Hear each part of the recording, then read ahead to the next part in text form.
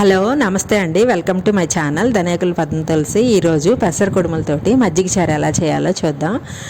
బజ్జీలు వేసుకుని మజ్జిగ చారు చేస్తారు, అలా కాకుండా ఈరోజు పెసరలతోటి కుడుములు చేసి మజ్జిగ చారులో వేసి చేశాను.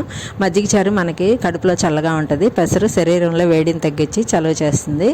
దానికి మనం పెసరు ఒక గ్లాస్ తీసుకుని 4 గంటలు నానబెట్టి పెట్టుకోవాలి. దాంట్లోకి పచ్చిమిరపకాయలు, అల్లము మిక్సీ జార్లో వేసుకొని కొద్దిగా ఉప్పు కూడా వేసుకొని నానబెట్టిన పెసలు అన్నీ కలిపి పేస్ట్ చేసి పక్కన పెట్టుకోవాలి. దాన్ని కుడుములాగా వేసుకోవాలన్నమాట.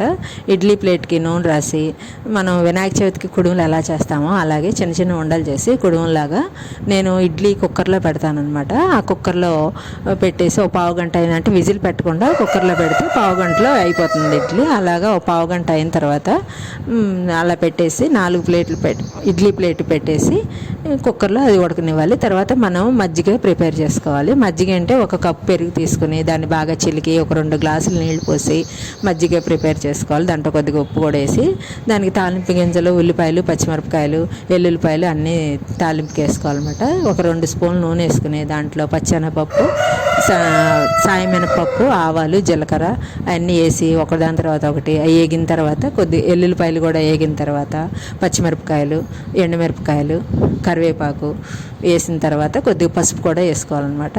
తర్వాత ఉల్లిపాయలు ఎక్కువ వేగనివ్వకూడదు. ఇందులో ఉల్లిపాయలు ఎక్కువ వేగితే దీంట్లోకి బాగోదన్నమాట. ఉల్లిపాయలు మధ్య మధ్యలో తగులుతుంటేనే మజ్జిగ చారులో చాలా బాగుంటుంది అనమాట. అలా మనం ఈ తాలింపు కొద్దిగా వేగిన తర్వాత ముందుగా ప్రిపేర్ చేసుకున్న మజ్జిగలోకి ఈ తాలింపు వేసేసుకోవాలి.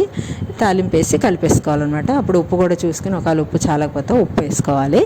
అలాగే మనం కుడుములు తయారు చేసి పెట్టుకున్నాం కదా, అవి ఉడికినాయో లేదో చూసుకొని మూత తీసి వాటిని చల్లారిన తర్వాత ఒక 4 ముక్కలుగా కోసుకొని పక్కన పెట్టుకోవాలి.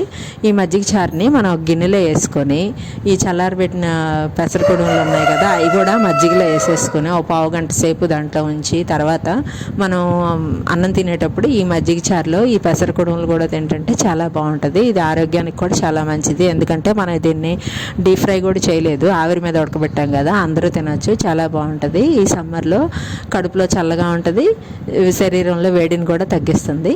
ఈ రెసిపీని మీరు కూడా ట్రై చేయండి. ఎలా టేస్ట్ చేసి ఎలా ఉందో కామెంట్ చేయండి. ఈ వీడియో కనుక నచ్చినట్లయితే లైక్ చేయండి, షేర్ చేయండి. Thanks for watching my video.